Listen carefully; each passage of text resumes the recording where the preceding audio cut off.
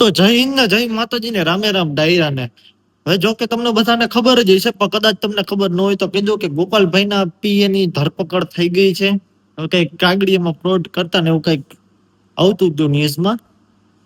પણ કહેવાનો મતલબ એ છે કે ભાઈ તમે જો કે બધા તમે જાણો જ છો કે ભાઈ કોઈ પણ વિરોધ પક્ષનો કોઈ પણ વ્યક્તિ હોય કે એ કઈ સારું કામ કરે, જો કે પોતાને તો કરવું નથી ભાજપ વાળાને, પણ કોઈ બીજું કોઈ કામ કરતું હોય તો એને આવી રીતે ખોટી રીતે હેરાન કરવામાં આવે છે.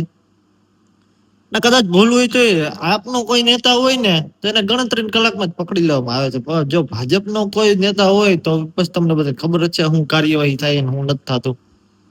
નાનો એવો કાર્યકર હોય તો એની માથે કઈ થતું નથી, પછી ભાજપમાં હોવો જોઈએ. સમજો હોત તમે, જો કે તમે બધા જાણો છો ને સમજુ છો.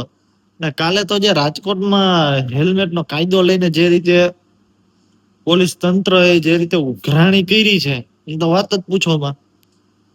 મજા તો આવે ને, હારી હારી લીડ દીધી એટલે હેરાન તો આપણે જ થવાનું મિડલ ક્લાસ લોકોને. બાકી કે તમે એવું જોયું કે ભાજપના કોઈ પણ નેતા એવા લઈ હોય છે કે એના કાળા કાચ નો હોય, પૂરો વીમો ભરતા હોય ને આવો કોઈ સારા નેતા કોઈ છે તમારા ધ્યાનમાં ભાજપના? તો જરા કોમેન્ટ કરો. એ તો ભાજપના નેતાઓને ક્યાંય પહોંચ્યું ફાઈટી હોય તો આપણા ધ્યાનમાં તો નથી કે કોઈ ભાજપના નેતા હેલ્મેટ વગરનો પકડાણો હોય. હું આ બધા લીગલી હાલતા હશે લીગલ. આખું ગુજરાત જાણે છે કે ભાઈ આ બધું જોકે પણ ભૂલ આપણી છે ને. આપણે લીડ જ આપવી હતી 400 પાર બહુ હાલ્યું હતું, એટલે પછી ભોગવવું તો આપણે જ પડવાનું છે. ભાજપના નેતા નથી ભોગવવાનું નથી, સામાન્ય જનતાને જ ભોગવવાનો. રોડ રસ્તા ખરાબ હોય તમારે હેલ્મેટ પહેરવાનું, રોડ રસ્તા ભલે ખરાબ હોય એમાં પડી જાવ ને હાથ ને પગ ભાંગી જાય તો કોઈ માથે દંડ નહીં, પણ તમારું માથું ન કઈ થવું, માથાને કઈ ન થવું જોઈએ. રોડ રસ્તા ભલે ખરાબ છે પણ તમારાથી નાની ભૂલે ન થવી જોઈએ. નકર લાવો 500. પણ ઘણા ને એવું કેવું થાય કે સાહેબ નો બર્થડે આવે છે એટલે આ બધું ઉભરાણી કરવાનું ચાલુ કરેલું છે. એ વોટ્સઅપમાં ચર્ચા થાય છે બધી. ક્યાંક એવું લાગે છે સાચું એવું કે સાહેબ નો બર્થડે આવે એટલે ભવ્યથી અતિ ભવ્ય ઉજવણી કરવાની હોય. કદાચ ઉઘરાણી હાલતી હોય. અમુક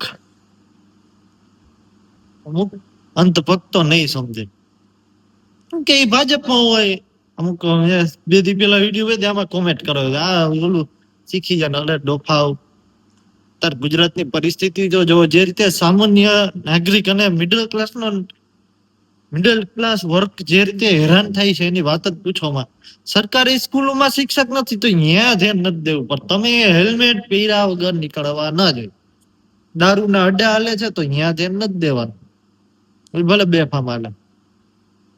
આટલી દારૂબંધી કેટલા સમયથી, ક્યારે એવો કડક કાયદો આવ્યો કે દારૂબંધી ગુજરાતમાં એટલી રેડું પડ્યા હતા તો એટલો બધો દારૂ આવે છે ક્યાં? પછી પોલીસ તંત્ર જ ક્યાંક ને ક્યાંક પકડીને દેખાડે ફોટો સેક્શન ને આ બધી વિડીયો આવતું હોય તો પછી એટલો બધો દારૂ આવે છે ક્યાંથી? એટલો બધો કડક કાયદો છે ને તમે એટલી વાર પકડો તોય કેમ એટલો બધો દારૂ આવે? એટલે આવું બધું હાલે છે. જોકે બધા ખબર જ છે પણ કોઈને બોલવું નથી ને જાગવું નથી, સહન કરી રાખવું છે બસ. ગુલામી એક હિટલર શાહી જો કે ચાલુ કરી છે કે રોડ રસ્તા તો જો કે તમને બધાને ખબર જ છે કેવા છે ઈ. ને સરકારી સ્કૂલોમાં ગામડામાં શિક્ષકો નથી. તાલુકા લેવલે પણ સરકારી સ્કૂલ હોય ને એમાં પણ શિક્ષકો નથી. જે રીતે પેપર કૌભાંડ ને આ બધું હાલે તો ત્યાં ધ્યાન નથી દેવાનું. પણ તમે હેલ્મેટ પહેર્યા વગર નહીં કરવાનું. રોડ રસ્તામાં ખાડા હે નહીં જવાનું. રાજકોટમાં કઈક રાતોરાત ખાડા બુર્યા. એ ઓલે કઈક કપચી નાખીને રોડ બનાવવા નથી, કપચી નાખીને વળી પાસે વરસાદ આવે એટલે ધોવાઈ જાય બધી, એટલે હાલ્યું જાય એનું. એટલે આવું બધું હાલે. તમારે ધ્યાન રાખવાનું. તમારા પૈસે એ મોજ કરશે તો પણ નિયમનું પાલન પણ તમારે કરવાનું. ભાજપના કોઈ નેતાએ નિયમનું પાલન કરવાનું નથી. આવું આ દેશમાં હાલે. અને અમુક બિચારા વિપક્ષ મહેનત કરે છે તો એના અમુક લોકો ખોટા છે અને સવાલ પૂછવામાં હિંમત આવી જાય છે વિપક્ષને સવાલ પૂછવાનો. ખબર નહીં એની આત્મા, વિપક્ષને સવાલ પૂછવામાં આત્મા જાગી જાય, પણ જે જગ્યાએ રહેશે ને જે જગ્યાએ ખાડા છે ને એ કાયમ હેરાન થાય છે, પણ ન્યાય એની ઈ પરિસ્થિતિ નહીં દેખાય. પણ વિપક્ષ ની પરિસ્થિતિ દિલ્હી ની ખબર પડી જાય કે દિલ્હીમાં હા. જોકે તમે બધા જાણો છો કે મીડિયા જે તમે જોવા માંગો છો એ જ તમને દેખાડશે. જે રીતે દિલ્હીનું જે રીતે બધું ટીવીમાં બતાડતા હોય એ રીતના પબ્લિક નું મગજમાં બે જાય દિલ્હી મેલા આ થઈ ગયા.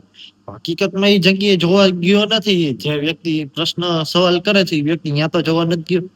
ટીવી માંથી ને થોડેક પ્રશ્ન ઉત્પન્ન થાય ને બરાબર છે કઈ રાખો સવાલ, પણ પેલા જે સત્તામાં છે એને સવાલ કરવાનો પેલો તો હક તમારો છે કે તમે જેને હુંડલા ભરી ભરીને મત આપ્યા છે એને તો પેલા સવાલ કરો. કેટલા લોકો મરી ગયા રોડ રસ્તાના પ્રશ્નથી, તો કેટલા એક્સિડન્ટ આતે, પણ કદાચ નહીં જાગે તમારો કે તમારા ઘરનું કોઈ વ્યક્તિ ગયું નહીં હોય. ચાહે પછી કદાચ સમજાશે. હજી જમતા રાખો ભાજપ, કઈ વાંધો નથી. હું તો આપમાં નથી, ભાજપમાં નથી, કોંગ્રેસમાં નથી, પણ તમને મજા આવતી હોય ને તમારે હેરાન નથી થવું હોય તો હાકો આપને કઈ વાંધો છે. ઓલો સોરી આપ ભાજપ ના હાકો મિસ્ટેક. હા કદાચ તમારે હેરાન જ થવું હોય હજી તો થાવ, તમ તાર હજી હુંડલા ભરી ભરીને ભાજપના મત આપો. આ તો અમે મહેનત એટલા માટે કરીએ છીએ કે વિપક્ષ એક મજબૂત હોય ને, મજબૂત તો જે લોકો સત્તામાં છે ને જે એના ઘરની પેટીઓ ભરે છે ને તો એને બીક રે સત્તા જવાની, એને થોડાક કામ કરે. એટલે વિપક્ષને મજબૂત કરવાની જરૂર છે. બાકી અમારું કઈ એમાં જાતું નથી ભાઈ. વાપમાં નથી, ભાજપમાં નથી, કોંગ્રેસમાં નથી. બાકી તમને જેમ મજા આવે તમે હુંડલા ફરી ફરીને આપો. જયારે તમારા કોઈ ઘરનું એક વ્યક્તિ જાય ને ત્યારે તમને સમજાય. તો સારું હાલો ડાયરા ને રામે રામ ને જય હિન્દ ને જય માતાજી. હા સોરી એક ઓલો મુદ્દો એક તો ભૂલાઈ જ ગયો આપણે ચેતરભાઈ નો. ચેતરભાઈ વસાવા જે રીતે ચેતરભાઈ ને હેરાન કરે છે, કાયદાનો જે રીતે આ દુરુપયોગ કરીને તારીખ ઉપર તારીખ, એક દી સરકારી વકીલ હાજર ન હોય ને એક દી વકીલ પાછો બદલી જાય ને એક દી ઓલા રજા ઉપર હોય ને આવું હાલે. આવું કેવી રીતે હેરાન કરે ને, કાંઈ ગુનો સાચો ખોટો તો જો કે દાબી દીધો છે, પણ જામીન નો જડે ને. તારીખ ઉપર તારીખ, તારીખ ઉપર તારીખ પીડે એટલે જામીન તો જળવાની નથી. આ રીતે હેરાન કરવામાં આવે છે. તો વિચાર તો કરો.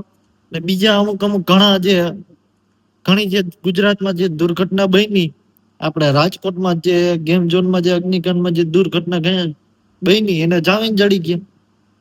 તમે બધાએ જોયું છે. પણ ચેતરભાઈ વસાવા કેટલા સમયથી અંદર છે, પણ એને આ રીતે તારીખ ઉપર તારીખ, તારીખ ઉપર તારીખ આ પડે. તમે વિચાર તો કરો કઈ રીતે હેરાન કરે છે આ લોકો. એટલે આવું હાલે છે બધું ગુજરાતમાં. તો જાગો. બાકી તમારે હું તો હુતા જ રહ્યો તારે આપણું કઈ જાતું નથી, પણ એક આવનારી પેઢીને એક સારું ભવિષ્ય આપવાનું આપણી હાથમાં છે. વિપક્ષને મજબૂત બનાવો. તો રામે રામ ડૈરા ને જય માતાજી એટલું જ થાય વિડીયોમાં.